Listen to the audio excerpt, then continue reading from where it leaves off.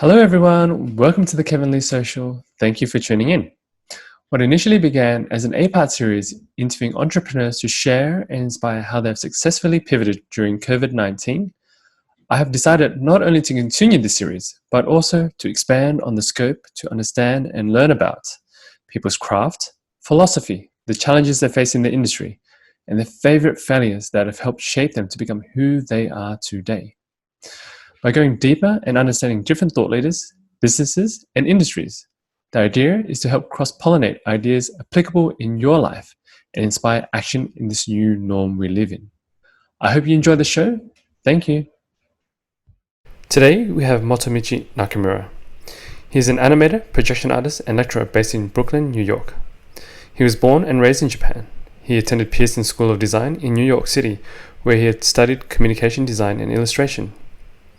He works with various media including painting, sculpture, animation, projection mapping, and his work has been exhibited globally in numerous museums and galleries, including the New Museum of Contemporary Art in New York, Winzavod in Moscow Contemporary Art Center, Marco in Monterrey, Mexico, Taubman Museum of Art in Virginia, among others. His films have been screened in Sundance Film Festival, Onedotzero Festival, and Edinburgh International Film Festival. Commercially, he has worked on projects for clients such as EA, MTV, USA Networks, and Sony, and produced a music video for the Swedish band The Knife. Everyone, please help me welcome Mr. Motomichi Nakamura. Hi Motomichi, thank you for taking the call all the way in New York. How are you today? Good. It's getting cold here. Getting cold. What kind of temperatures are hitting over there at the moment? It's almost around like 1 to 0, like around that. It's about to snow. Wow. Okay, it's about to snow. On your side, yeah. We're the opposite over here in Sydney, Australia. It's getting warm here in Sydney. We're a crazy heat wave of about 40 degrees recently.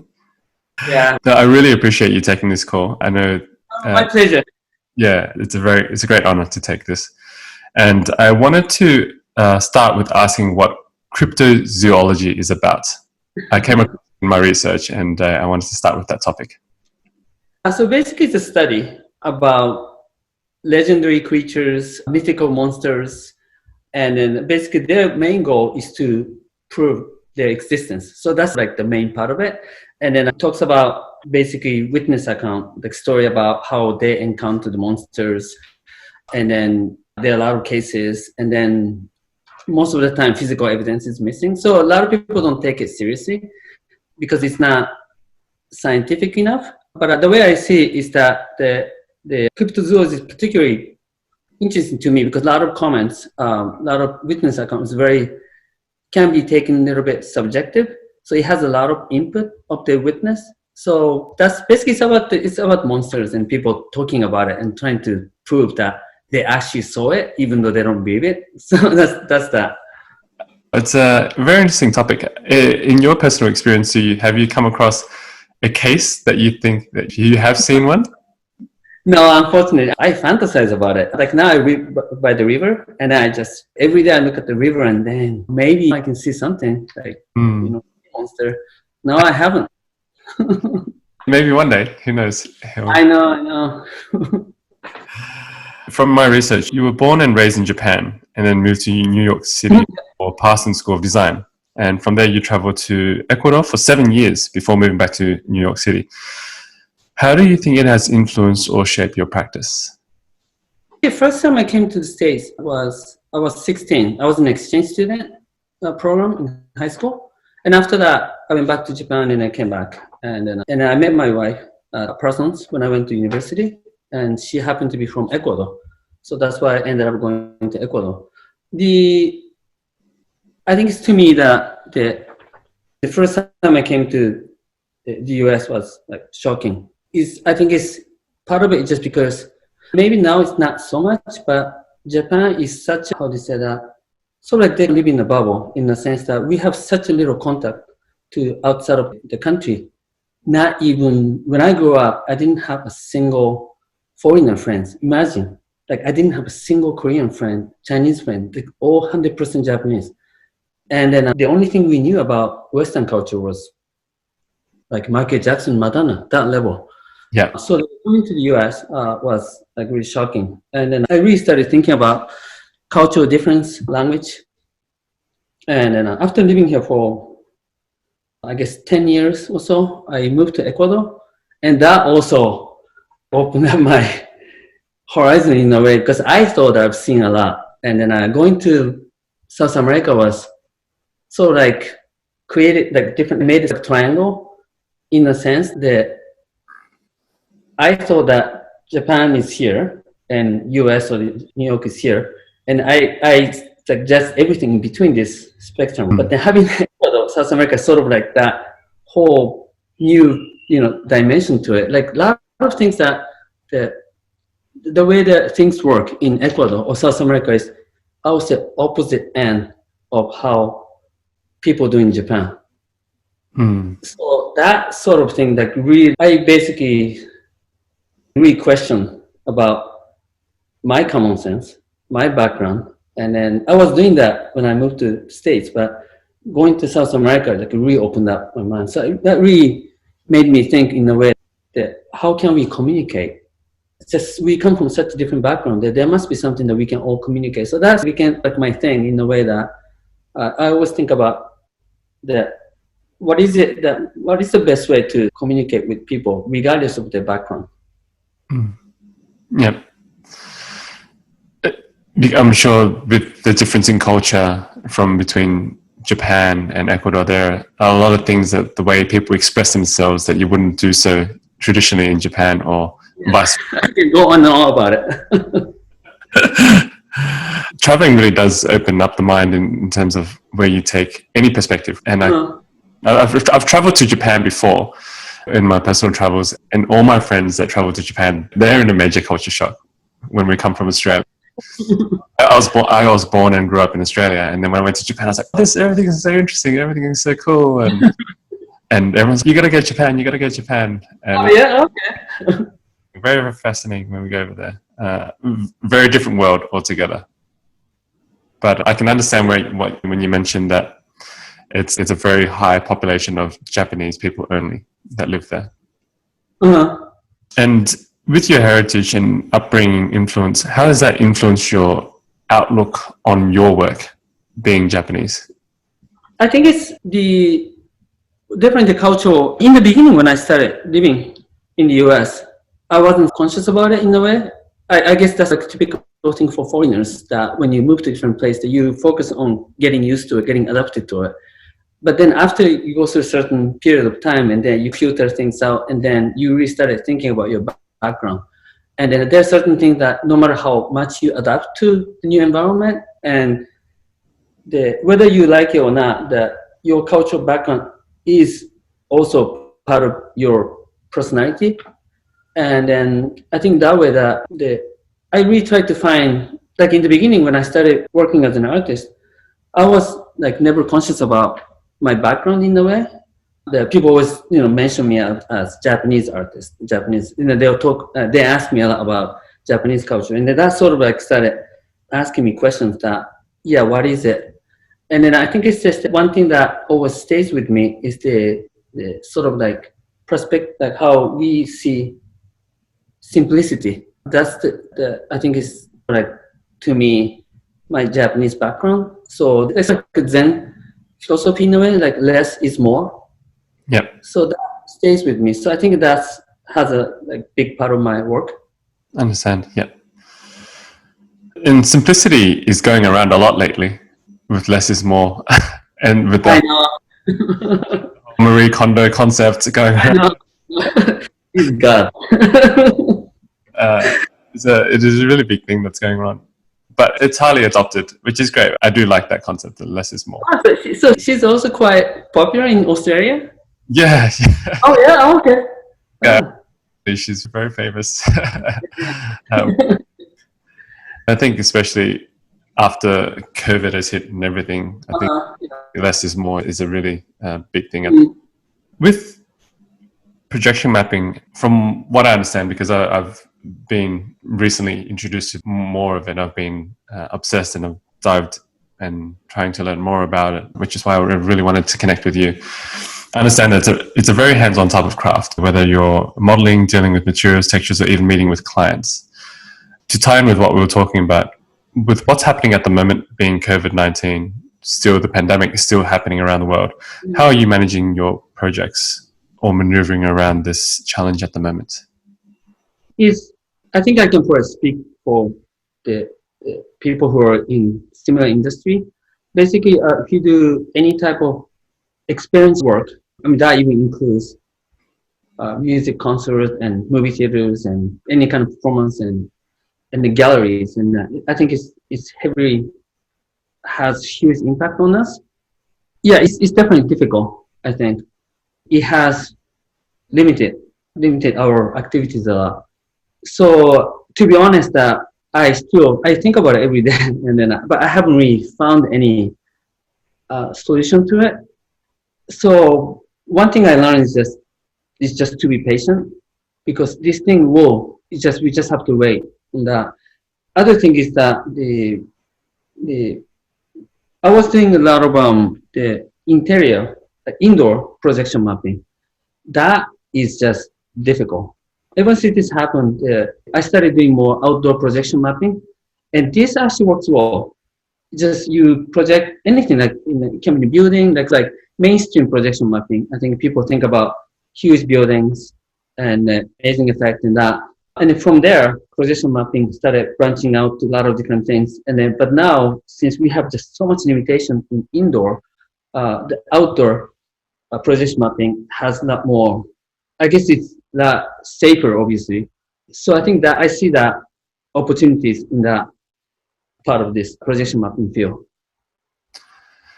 I think that's a great idea, how you've pivoted and rethought about projection mapping from indoor to outdoor. And it's true, when we think outdoor projection mapping, we think these massive budgets and big projects, which is nearly impossible unless you have a massive funding. Mm-hmm. I watched the MTN residency video, and you were just driving around and you're looking at a concrete pole, and you're like, wait, you have a connection with this piece. You like this piece of pole. Mm-hmm.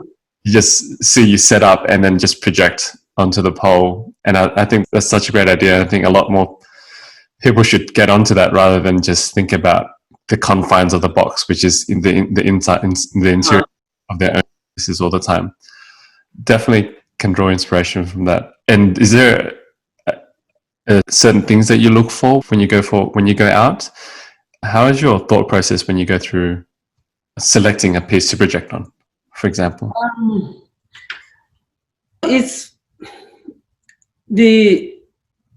talking about the virtual residency that I did. The idea was that the original idea was that I was going to find the wall or the building, and then not standard, but like very common process, which is you take pictures, you measure it, and then you process animation, and then you match it exactly. So that's what I had on my mind.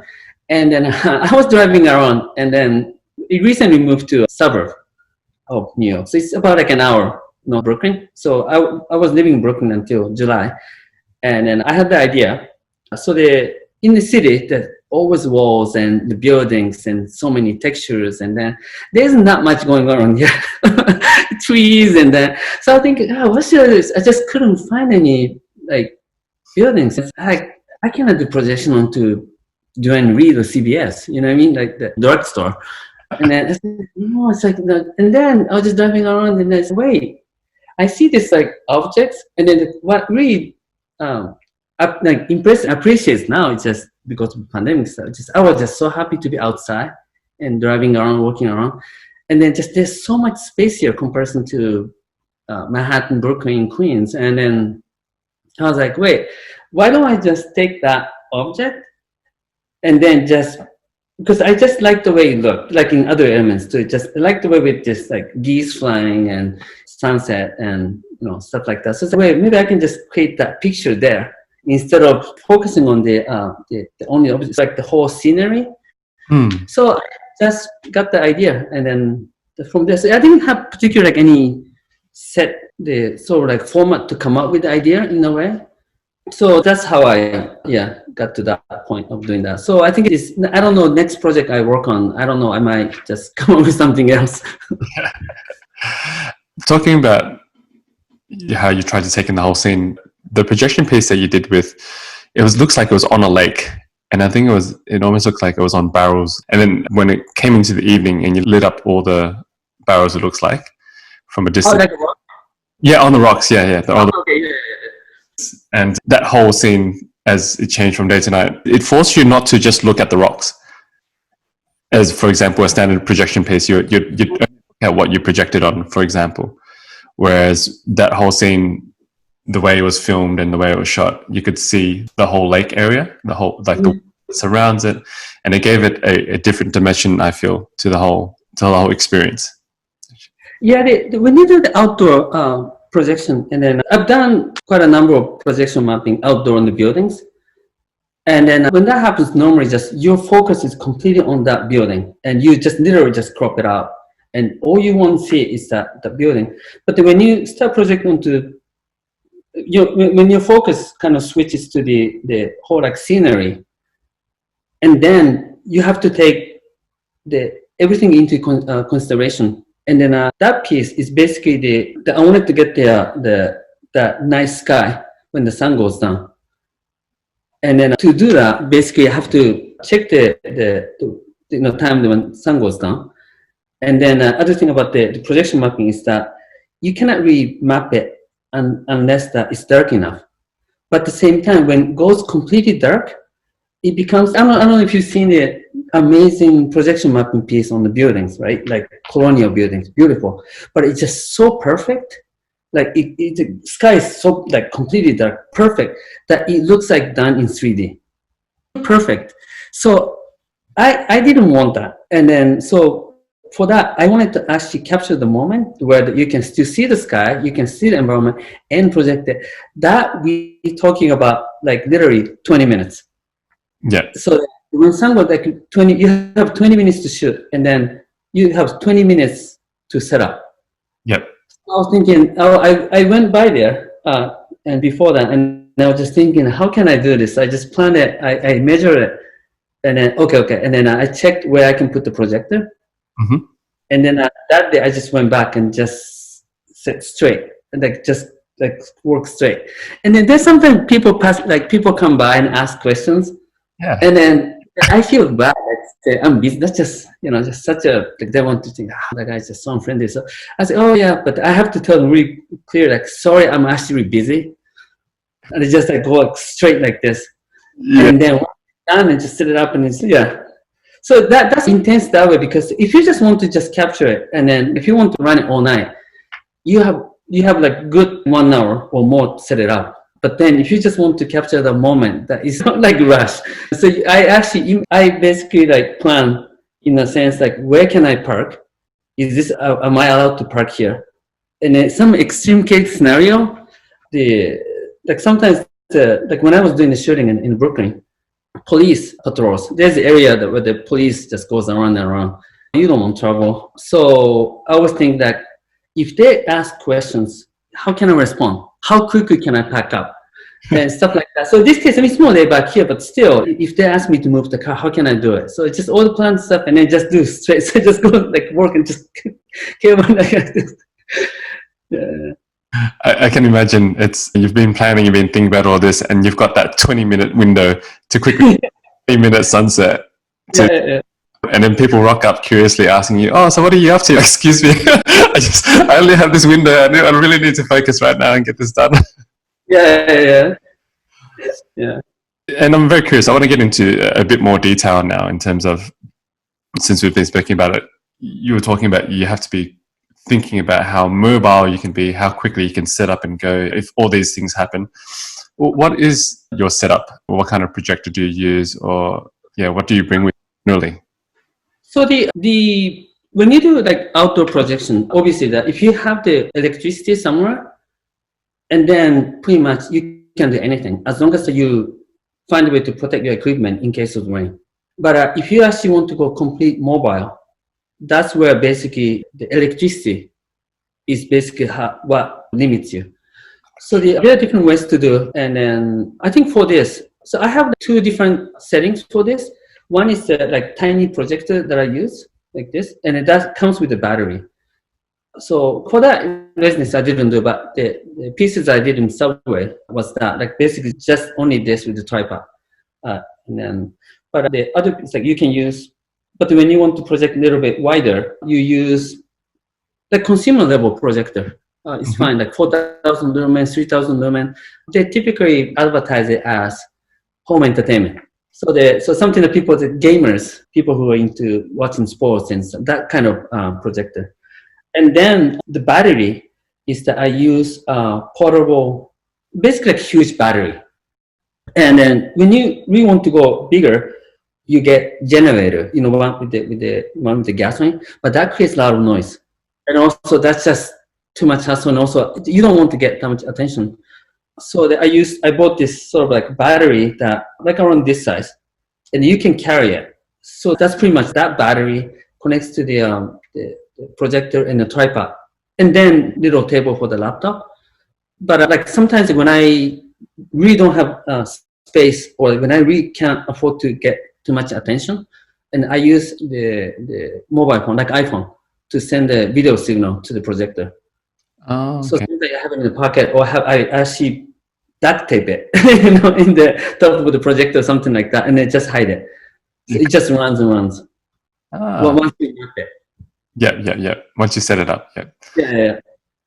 And I'm also curious about the software you use for both projection mapping and animation. So animation, I use like standard like animation program like After Effects, Photoshop, Animate, stuff like that. And projection mapping part, I use the software called Mapper. Mm-hmm. It's very, very easy to use. But also I like the program because you can map it so fast. And it's reliable. Once you run it, it just runs and runs. Yeah. So when I do, like sometimes I do permanent installation where like I do the mapping in set up museum. I just set up the computer and then set the computer to auto start when the computer starts, and then the program starts at the same time. And it just runs like, I did it. The longest one I did was maybe 7 months, and I only had one issue. One time it just crashed. And then other than that, it runs and runs. Oh, okay. Did you ever have experience of using the Minimad module thing? Oh, okay. Yes, I am actually learning and practicing on a Mad Mapper at the moment. Okay. Since you mentioned, okay, wow, well, you do know a lot. So yes, Minimad is the product that offered by GarageCube, which is the company which produces MapMapper. So what it is that? So if you use MapMapper and you have to leave the computer, so typically what you will do is to buy what do you call that? Minimap, the square one, or a laptop. But there are cases where you don't want to do that, because if you do that, you have to have a keyboard, and then you have to create the extra shelf to install. But of course, there's certain cases you do have to use it, is because there are a lot of details that the MapMapper offer. And then when you switch to Minimap is basically like mini computer, like Raspberry Pi, right? Like mini PC. So that's like a CD, like a DVD. Like you burn it pretty much, and then it runs and runs. And then, talking about the stability, this one is stable. Yeah. Okay. Once you set it up, like you can just, take your plane back home, and then you don't have to worry about it. That's really good to hear from someone who has experience, because part of the reason why I have gotten into the whole projection mapping world quite a bit is part of my business portfolio is restaurants. Oh, okay. And the restaurant concept is an experiential type of restaurant. Yeah. And, we're opening up our second restaurant in March next year. We start the build in January, and then next year they were hoping to open a few more as well, more than 2. But part of the idea is I wanted to incorporate the experience of projection mapping within the restaurant in a way, in a creative form. And I'm going to need to have it on loop for quite a while. As a restaurant, it's open all day, every day for as long as it needs to be. So it's good Yeah, to. I think it's perfect. And then the only thing is that it doesn't have the once you burn it, once you publish it, you can't touch it. So you cannot update the content. So that's a little bit of the difficult part. But then again, the whoever that creates it, as long as they have he or she has the what do you call the same mapped file, and then you can update and send just the SD card. So you can you should be able to update that stuff like that. But it's very stable. So that I was surprised that I used it, and I used it for actually I did some projection for a children clothing store in Brooklyn, and I set it up once, and I never had to go back and fix anything. It just ran. So I was quite impressed. Great. I'm very happy to hear that. And I wanted to ask, when I'm looking at your artwork, and I'm always thinking, what is your goal with the art that you're creating? What do you want people to take away from it? I think I want people to connect to my work. I think this goes for all the artists too. Like I want people to feel something. But in my case, particularly my focus is being about fear. I want people to not feel scared or anything, but if my work can be in a way that a chance for them to think about what is fear, that's like my goal. Like I want people to think about or face the fear, in a sense that because a lot of times that, like people say, the worst thing is to fear the fear, right? That's sort of like my main subject or the concern, or I think it's people become very vulnerable and weak when we fear something, and then people manipulate you. People do a lot of things that people lose sight of things when they fear something. So I think it's just sometimes that I feel like it can be as simple as just facing the fear, and it's not as bad as you think. And we all have it. It's just a part of the reality. You know what I mean? There's happiness, there's sadness, right? When you love someone, when you love something, it's like a shadow that the other side is a bit, you could lose it. So you fear of losing it. So I think it's just like a way of seeing the reality in a way. So like, I just hope that like my work can make people think in certain way, and that they think about the fear, so that we all feel more, I don't know, like relieved or like free. I understand.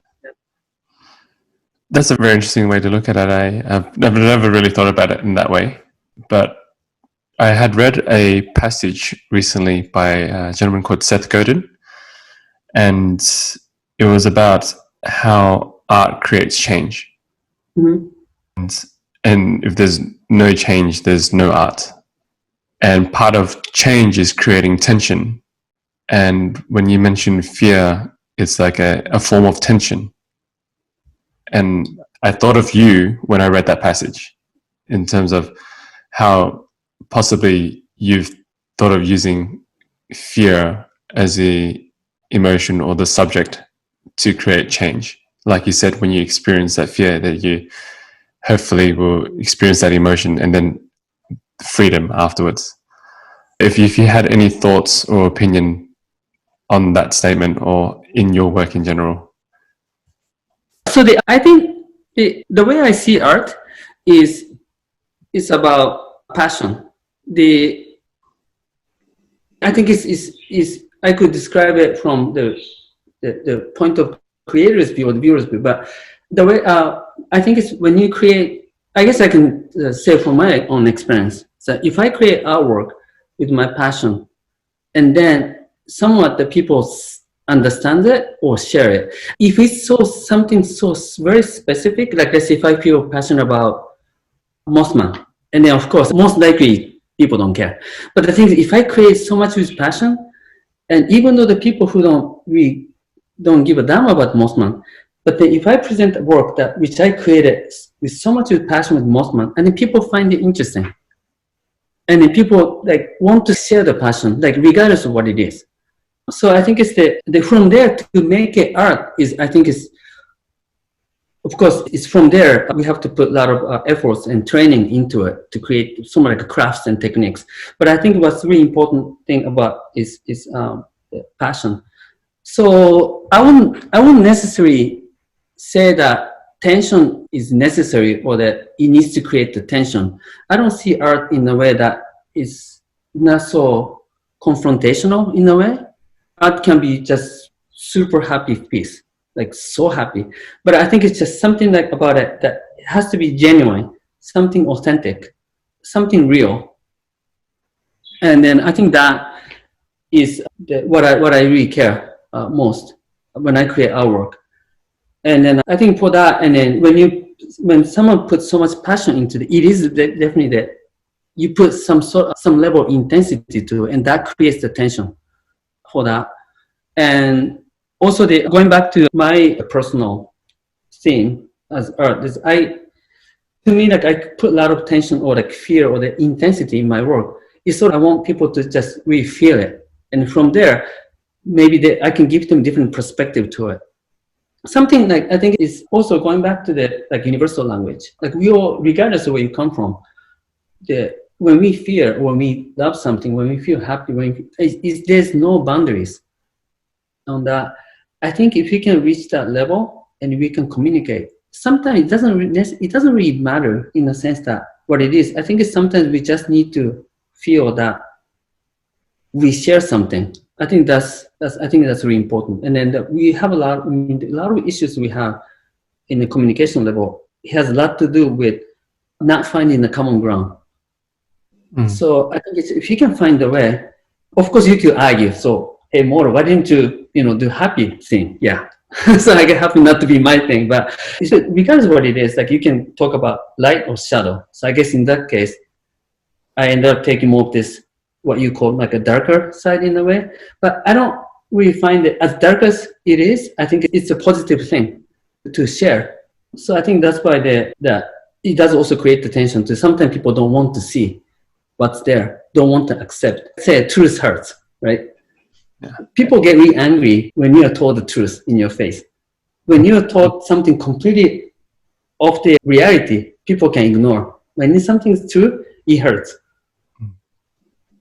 Yep, I understand. Very beautifully said. Thank you so much for sharing that. It's very. I'm taking notes in my head already. And I wanted to ask, why red, white, and black palettes? Oh yeah, so it's basically that I was in search for universal language, and also coming from the less is more sort of like a background. So when I was in college, I was always limiting colors. So I was never really that into shades or thing. I was really into the elements and then flat colors, opaque colors, and then I started limiting a lot of colors. And then I was thinking, like, what if there's any way that I could communicate with people without having them know something about something? Like, let's say, like in some culture, let's say green. People talk about green as the leaves and trees. Some people might think that green is the green light, safe. But I wanted to find a way in some way that something goes like, sort of like overrides that. And then I was thinking like, if there's any way that, so I was just trying to simplify, and then limiting colors, limiting shapes, and then so I took out the outlines too. So my work actually doesn't have an outline either, because that's sort of like my way of showing the reality. Like when you look at the object, none of the objects has outline. There's a mass, and that's it, and there's a background. That's how we distinguish that. And then, so I thought of black and white. But then black and white has this black and white photography and classic and nostalgic, and I wasn't that settled with that. But then I started reading about color theory and psychology, and then each color adds some kind of a physical impact to it. So I was like, oh, that's great. And then so the black is the darkest in color, and then and the white is the brightest. So for example, if you carry the box of painted in black, and you say, let's say this is 1.5 kilogram. Yep. Same box, painted white, you say 1 kilogram. You can call it illusion, but it is a fact. And that's what the brain tells you. So I was, oh, that's great, because that will be the same for anyone. So that's the same way. And then also the black and white creates the highest contrast. Yep. So when you put it together, basically that's the highest contrast. Basically, it's not a comfortable thing to see. At the same time, it's comfortable because it's, like you said, black and white. And then there was also I don't know if you heard the thing called Pokemon Shock. Have you heard? Pokemon Shock. You can Google it. There was back in 90s. So Pokemon show used to be on TV. And then there was an episode where the Pokemon, I guess, I never really watched the full episode. So Pokemon obviously does this flashing thing. Yeah. Because of the storyboard effect. Yeah. And then I don't know how many, maybe 1,000 or 10,000 people in Japan who were watching started vomiting. I'm sorry, but started vomiting and then seizure because it was the storyboard effect. Yes. I was like, when I heard that, I was like, oh my god, that's almost like the movie from the 80s or 90s, the Poltergeist, where the monster comes out from the TV, or like The Ring, the horror movie, The Ring. Yeah. Okay, so to me, that's almost like, I was like, that's amazing, because it's just TV. It's just supposed to be just a passive way of communication. Just put it out and then watch. And then, but just doing that, basically, you're almost like physically affecting the viewers. And I was like, oh, that's amazing. And so I was like, oh, that's why I used a lot of the black and white right next to each other. And I also play with the amount of it. Like when you put the more white and then the less black, you feel lighter in a way. But when you put more black and less white on the screen, you feel compressed. Yeah. Because black is heavy and white is light. And especially if you put the black over white, you feel the weight. When you put the black under and the white, basically you're looking at the nice horizon with the sky. So if you put the black on top and the white, that's basically you're at the bottom of the sea. You see what I mean? Yes. Yeah. So this is, to me, I like that sort of the communication without the word. So I just thought, and the red is when you see the red color, your eye has to basically squeeze harder to get your basically lens thicker to actually to focus it. So that's just how the red is. So if you put the red object in, let's say, 1 meter from you, and the black object 1 meter from there, of course, if you just put it right in front, but you can actually put it on the screen too. You think, without even questioning, that red is so much closer to you than black. That's just what the brain tells you. There's no other way around. So I like that sort of, so the way that the color communicates with you. So like in my work, sometimes I use the red background and then a black object or the characters moving. So when you look at it, basically your conscious tells you that, okay, so there's this red ground and then the black element is coming towards you, right? Or like walking. So you know that it's a landscape and then there's a black tree. But the thing is, your brain, your eye is sending the signal to your brain. Red is actually closer, which makes no sense. Because why is it that the black comes close to you and then something standing in front of you actually farther? So that sort of like conflict creates the kind of uncomfortable feeling. Of course, it's not as good as Pokemon Shock, but so that feeling is just, so I want people to take away, feel something. It's like, wait, I just saw something that just feels strange. But that sort of thing is just, I feel like I'm just finding a way to reach out to them in a way. Yeah. So I settle with these 3 colors in a way. And then it also becomes like a rule for me. So when you solve the mathematical problem, so you come up with the equation and you apply that over and over. So just these 3 colors became like a thing for me, that the language for me, that I apply that to work that I create. So I was like, okay, so I have 3 colors. How can I solve it with these 3 colors? So that's like that, yeah. Yeah, it's like giving yourself a constraint so you can work with. And I was listening to a podcast with the CEO of Spotify, and he was saying that he's worked with he comes in contact and he works with all these amazing artists around the world. And he said the top artists he's come across, we have this idea that artists have this free flow, that you do whatever you want, you can, like, it's free flow and everything like that. But he says the top artists that he comes across around the world, they give themselves a constraint to work in, and then they build from there, because that constraint gives them that ability to then be creative in what they're trying to build, which is what I'm hearing from your side as well. Okay, you've given so much thought, and I love that you've given so much thought into the psychology, how you mentioned a universal language, and you've given yourself that kind of, okay, I'm going to work with these three colors. And I love how the meaning and the conscious belief behind it. It's very interesting, and I can see why it works so well. And I always love hearing this behind the artwork, because it gives you that, because then when you revisit the person's artwork, like your artwork, when I go revisit it now, it gives me a different lens, but it also gives me a bit more depth of knowledge.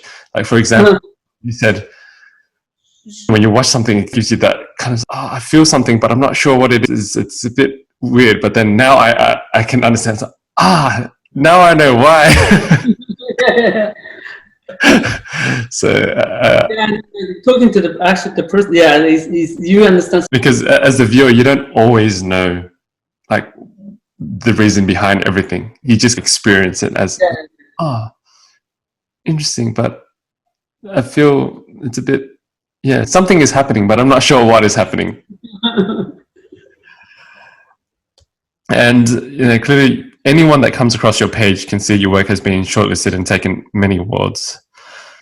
So it hasn't always been this way. Do you have a favorite failure that has set you up for later success? I don't know, same for success, but one thing I learned, there's this one incident that I kind of, it's not really that much of a big deal, but I still remember a sort of bitter thing. Is that I had this exhibition opportunity almost like over 10 years ago. And then, so that was like, at that time, that was just a big deal for me. And then that was a video installation work. And then I think it's in some way that I didn't know enough about lighting condition. So I did a projection, but then the organizer there suggested that I should put some lights. It was such a silly thing, and then so he said, and then I think I got stubborn, maybe in some way I was maybe insecure in a way. I got stubborn. So after he puts the light, and then what I had on my mind is like, I had to get the way that I think is right, or what I requested. So I went and turned off all the lights. Yeah. I went after, and then turned off one by one the light.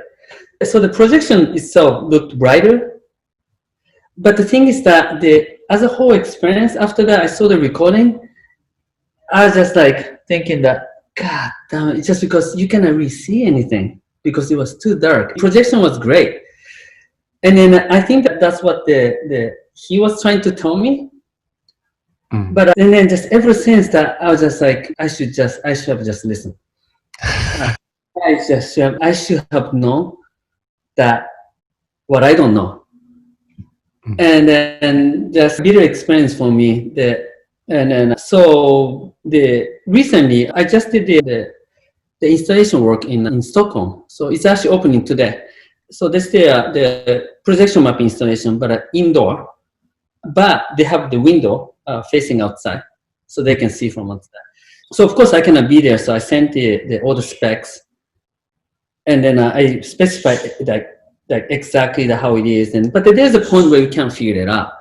And then if that was me before, I would have said, okay, so why don't we talk such and such time, and you have the FaceTime on, and then you show me the light and stuff like that. So then I would just try to control. But this time, because so it's like, I saw the guy who is helping me, he's great. He has his own experience, and then he's there. So from the beginning, there's a point where I cannot be there. I leave it up to you guys.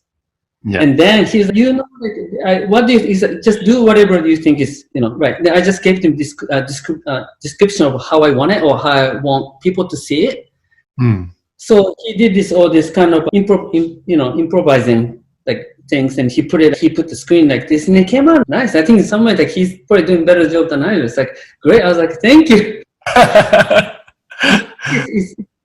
I think that's something that, and also what I also like about projection mapping is that unlike like I used to do a lot of animation work before, like completely digital and then publishing online, is that there's a point where you can't control.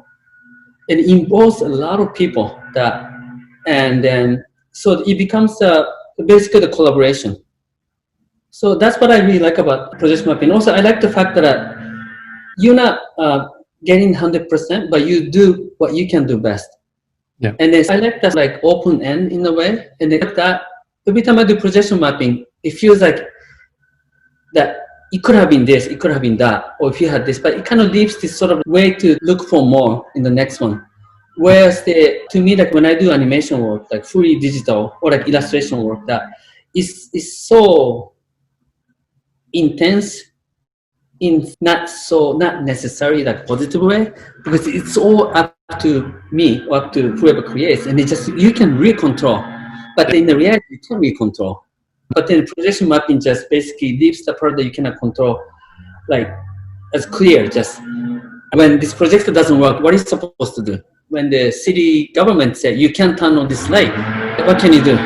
Yeah. Or when I don't know, like when it just when the computer is this and that. So I like that kind of fact that you have to kind of improvise, and then I think I have a tendency to try to control everything in some ways. Like it teaches me something every time I do projection mapping. So honestly, the projection mapping, even the smaller one too, but the bigger one is pain for me. It never comes out the way that I plan. And then I always kept telling myself, just, this is what we have. And then after I see and I enjoy. So most of the time when I'm actually on site doing the project, like for the projection mapping, like at night, whatever, many times I'm not really enjoying it because it's like, oh my God, or why didn't we get this? Why didn't he? It's just this is what we can do best. And then it's like the classic human condition of wanting to control everything, but like a metaphor for life, you can't control everything. You just gotta. There's a beauty to it, you know what I mean? I think it's we have to accept our limit, and knowing that we do our best. I think that's important for an artist. One of the things I learned and I really appreciate about Western culture is that the term ichiban in Japanese. Number one. Ichiban is that Japanese people use it. In our culture, we use the ichiban all the time. But the thing is, the concept of ichiban, the best, but the only best. So meaning that when you say ichiban, meaning there's only one. There's no another one. Just basically the best is the best. And then when I moved to the States, when I was learning English, I thought there's some concept that I had time to understand. But when I started living here, people often use one of the best. And it just didn't make any sense to me. I was like, how can the best can be one of the best? I mean, one is like the one, the only. That concept, it took me a while to really understand it. And as in the beginning, I was just like, just a compromise, right? So they want to call, they just can't decide the best of the best. So they just call 200 people best. But the thing is, the concept of the one of the best is just that. To me, that's like big part of the Western culture that I really learned. And also the perfecting it is sometimes just you lose something. There's some point where you have to find some kind of balance in a way. If you push too much, and then you actually, without knowing, you lose something. So I think that's sort of keeping it a little bit easy in a way. And that also helps me when I create artwork, because when I was in the beginning of my career, I was trying to, when I got stuck with something, and I was just trying to find the only solution, and that gets very stressful. Like when you painting or making animation or whatever, if you just believe that there's only one solution to it, and trying to find it's just so stressful, and then to the point where sometimes you end up sacrificing something. But if you actually open up and say there are tons of solutions, you just have to put among the best ones, you just pick one. And that makes it a lot easier in terms of the production process. So I think it's just that I really appreciate that from in this culture that I live now. That's what an incredible observation you've made, and thank you for sharing that. It's a very thought-provoking process that you've shared. I think it's got me thinking about a lot of things when you shared a few of your concepts. It's because when I listen to people like yourself sharing your experience in a particular field like art, I find that there's so many parallels or so many things that I can cross-pollinate with in my world, in what I do, and it makes a lot of sense as well. What do you see the future of projection mapping? Do you think it's on the rise? Do you think it's stagnant? Or where do you see it going? I think it's definitely on the rise. One of the things I can say is that this goes to any kind of art which has very heavy technical aspect to it. You always go through this phase where the technology is introduced. And then from there it reaches the consumer level. And then that's where a lot of people jump in. And then the creative people jump in and start creating the contents. So the projection mapping was very technical thing before. So the people who knew how to program or how to set the equipment, but then from there we already reached the point where that it's very easy for anyone to access. The program that we use it's very simple to use. So that opened up the whole audience, the users in a way. So I think in that way, the more known. I come from animation background, and then I always tell animators. I also teach. So I teach projection mapping, and also I teach traditional animation. So I always tell my students just think about this, because animation just used to be shown in a flat screen, and then from there, now we can project onto a 3D object. But now you can actually project you can create the whole space, 3D space, like real space, into your screen. So you can invite people in your space. So this is also requires animation. So I think in that way that we still have just opened up a lot of possibilities. I think there are more and more animators, not animators, even photographers, the filmmakers. And then I can go on and on, like display design. And there are a lot more that to be explored. So I think it's going to, give more opportunities for a lot of creators, definitely. I'm really excited to see the direction it goes, and like you said, because it's reached more of a consumer level, a lot more creators like myself can jump in, give things a go, try it out, explore different opportunities, and see what we can make out of it. I'll possibly show you some of my work in the future. if I think it's any bit worthy. So you manage a restaurant? I have a business partner. We own a restaurant, and it's a very challenging industry. Restaurant business, hospitality is a very challenging industry because of the timing now. I think in general, the hospitality industry is very challenging. It's quite low margins. It's a very labor intensive. It's time consuming. It doesn't make a lot of sense. But what I do enjoy about hospitality is being hospitable. It is the connection, having people come to your space and enjoying like your coffee and food and your creation and everything like that. So it's a cafe by day, restaurant by night. It's like an order. Okay. Oh, nice. And we've tried to curate an experience where I'll send you a link, but like this current space that we have, we try to turn it into, when you walk into it, you're transported into a different space.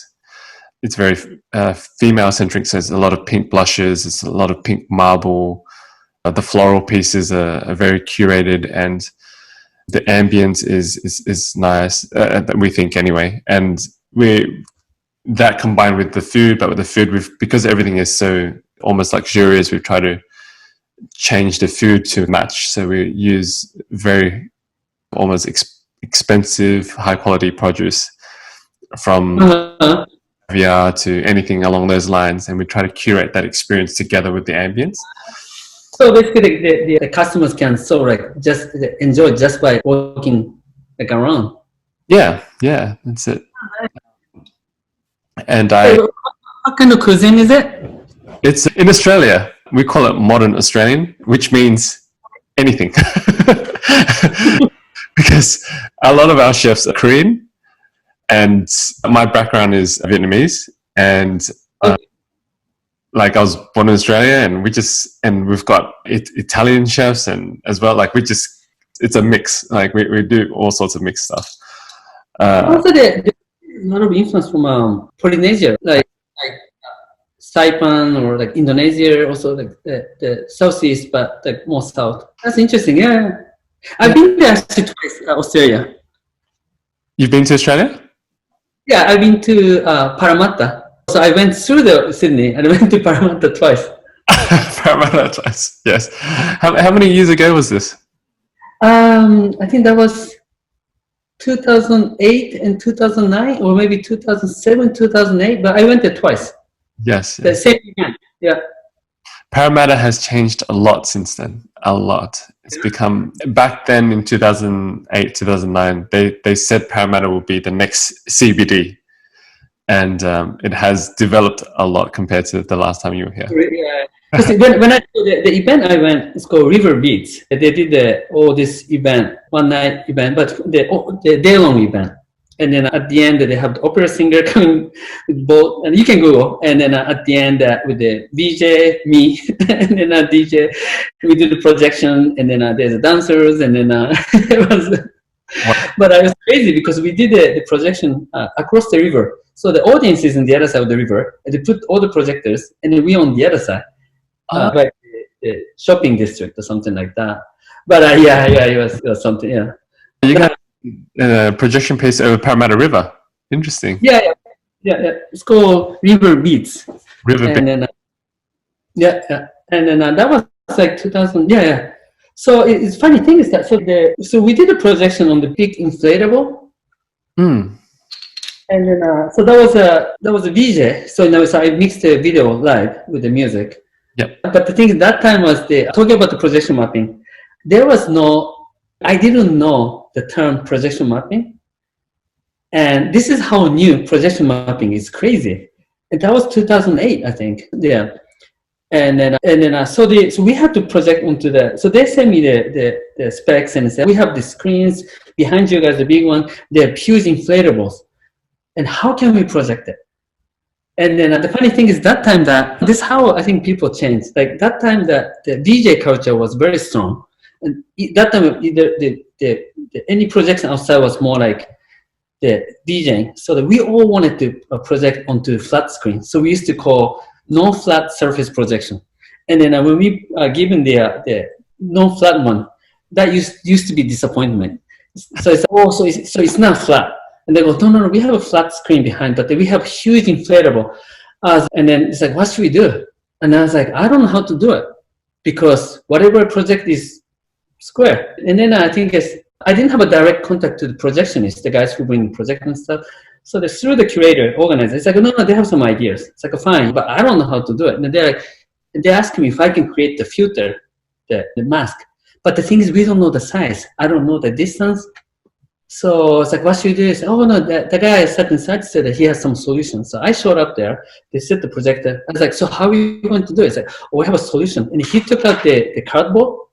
Yeah. And then circle on it. This is how we're going to do it. Okay. The cardboard on that. And I was like, that's clever. And then I remember they were saying, yeah, I wish we could do that on the computer.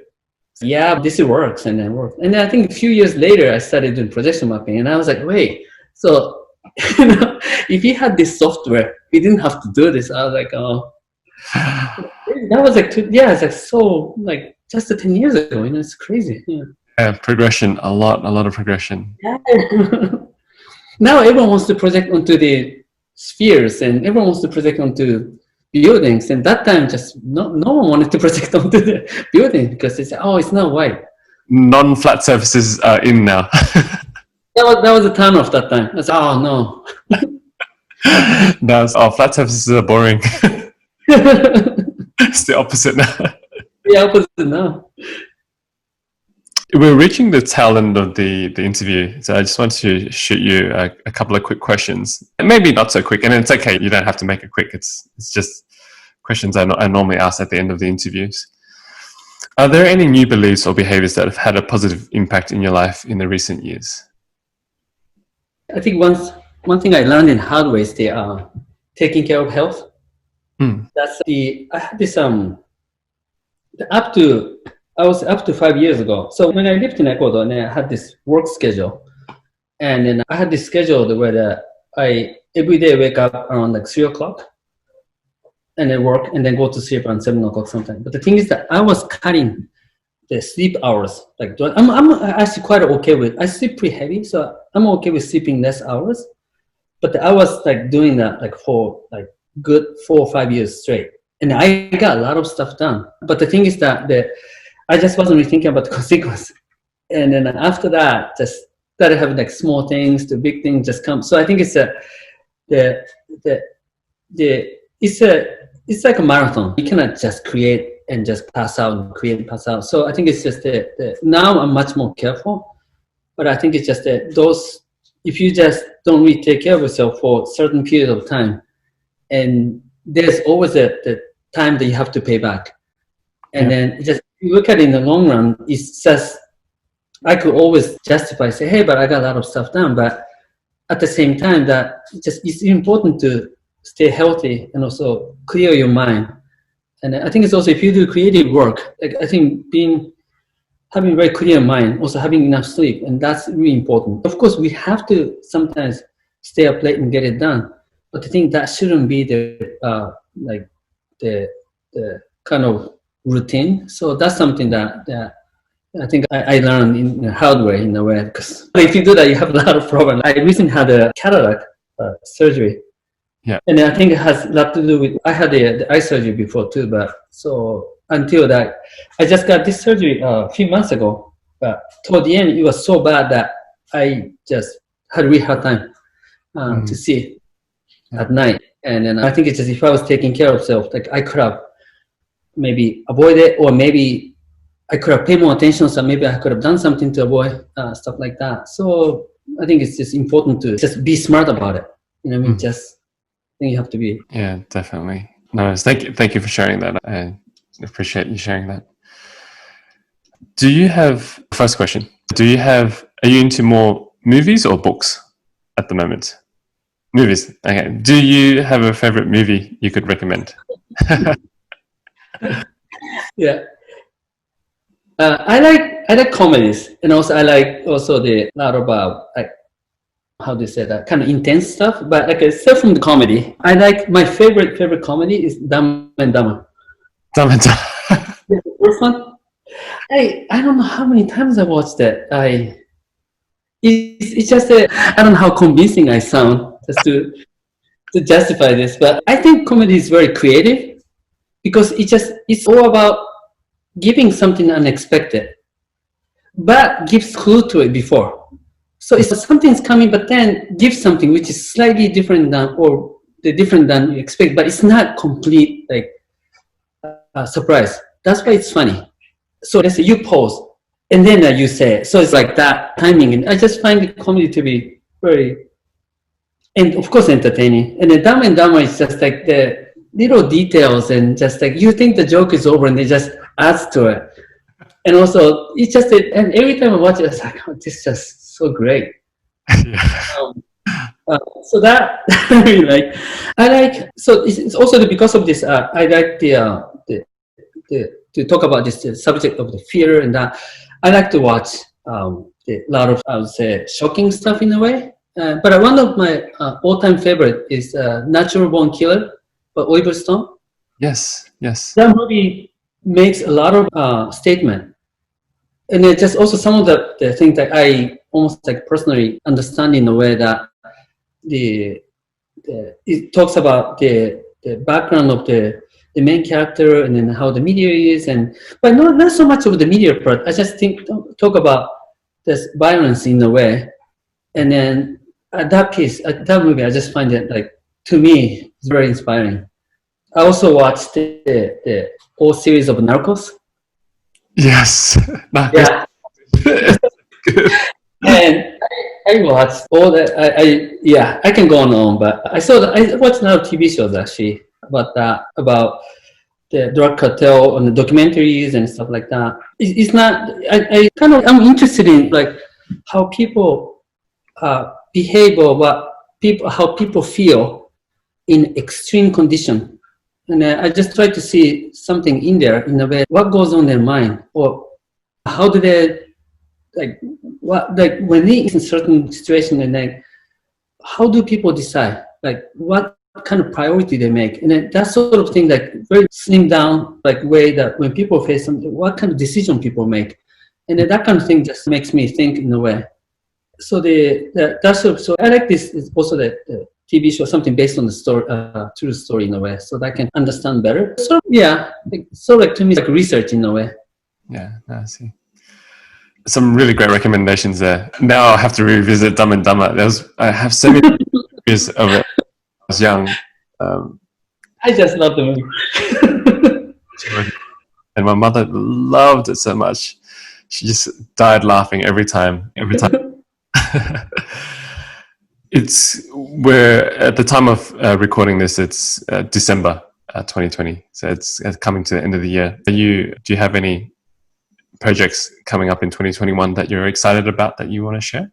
Yeah, I have some the gallery installation work that coming up in March in Manhattan. So I haven't seen the location yet. I'm thinking to go next week, but I'm pretty excited about that. So to me that I'm trying to, when I work on the projection mapping project, that I feel like extra challenge in a way, and also it's not like in a way that something that I can resolve. Like they say, one of the main thing about the projection mapping or any projection work is the issue is that the area needs to be dark.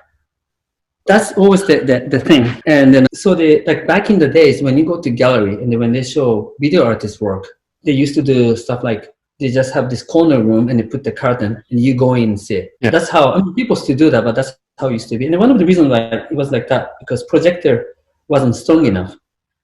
And also people have this idea, the movie theater projection, right? So that's like my understanding. But now that projectors became much stronger.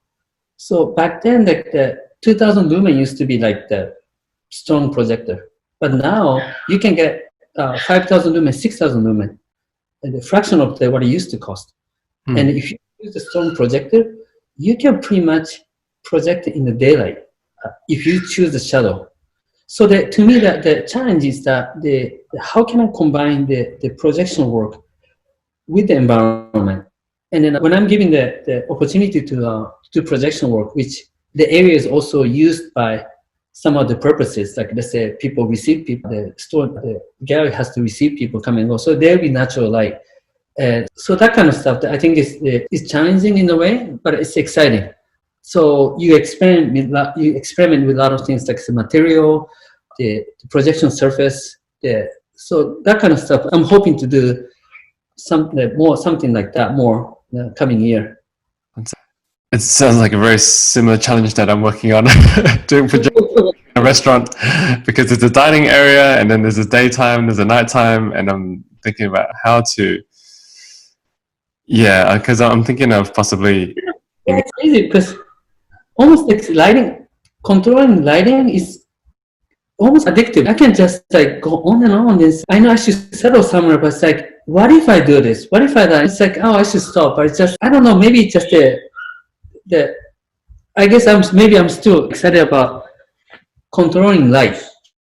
But I think, I don't know, when you control light, it makes you feel like have power. I don't know. Just feel good when you control light. So like I can control the environment. So, yeah. No, I understand exactly what you mean. If you could only send one single line of SMS text to yourself 5 years ago, what would it be? I would say 5 years ago is a little bit too new for me. So can I do like 10 years ago? Let's go. I think if I'm to 10 years ago, it's around the time that my daughter was born. So my daughter was in 2009, and then my son was born in 2011. But if I'm to send a text to myself, I'll probably just tell myself to take it easy in a way. Also see things more positive way, because I was just overwhelmed at that time. That's also around the time that I got very busy. So I started traveling a lot, and then having babies just so exciting. You just get so happy and just get so concerned. And then I think it's just I really just got overwhelmed in a way. So because of that, I think I was excited and happy at the same time. I was also very angry because a lot of things didn't go the way I wanted. But I think it's just, if I could tell myself I just wish that I had the time to had a chance to sit and think through it, and then I think it would have been that easier for everyone. So I think for that, yeah. Understand. And finally, how could people reach out or learn more about you? So you can check my Instagram, my webpage, but also Vimeo. I update more in Vimeo, I think. It's just because, I don't know, if I visit someone's site, I just want to see work. So you can just see my video. So that would be vimeo.com/Motomichi, right? Yeah.